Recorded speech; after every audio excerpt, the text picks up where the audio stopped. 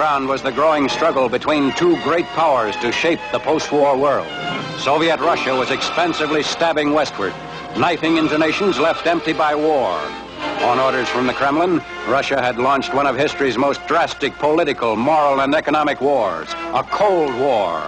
The United States was obliged to help Europe safeguard its traditional freedoms and the independence of its nations.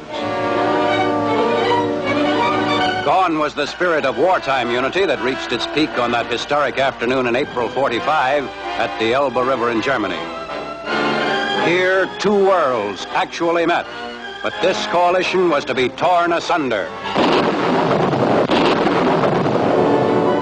Already an iron curtain had dropped around Poland, Hungary, Yugoslavia, Bulgaria. Ah, but this is Europe, you say? But let's see what can happen elsewhere in, say, the small town of Mosinee, Wisconsin. Peaceful, isn't it? But the red truncheon falls and the chief of police is hustled off to jail. Next, public utilities are seized by fifth colonists. Watch carefully what happens to an editor who operates under a free press. He goes to jail, too, and his newspaper is confiscated. Exit freedom of thought. Yes, this is life under the Soviet form of government. The little town of Mosinee made this experiment for 24 hours, a public service to all America. It can't happen here? Well, this is what it looks like if it should.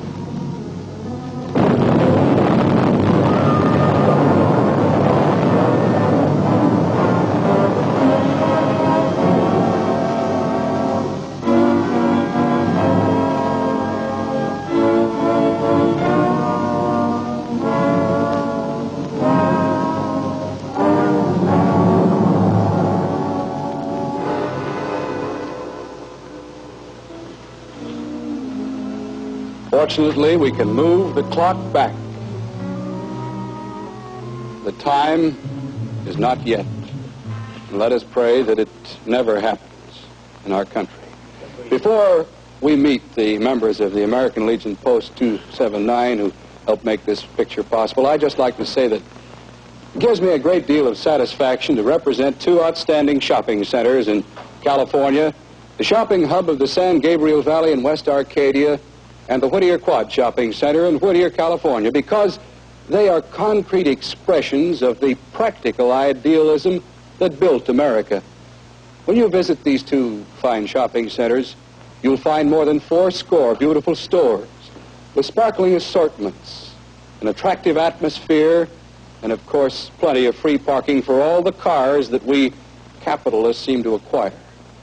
Who can help but contrast the beautiful, the practical settings of the Arcadia Shopping Hub and the Whittier Quad with what you'd find under communism? It's not safe to hope for the best without preparing for the worst. Our object is not aggression. We need not become militaristic, but we must keep our Army, our Navy, our Air Force at ready strength. We must back up our team for security. Well, I guess there's nothing for us to worry about. We're the ones that have the bomb.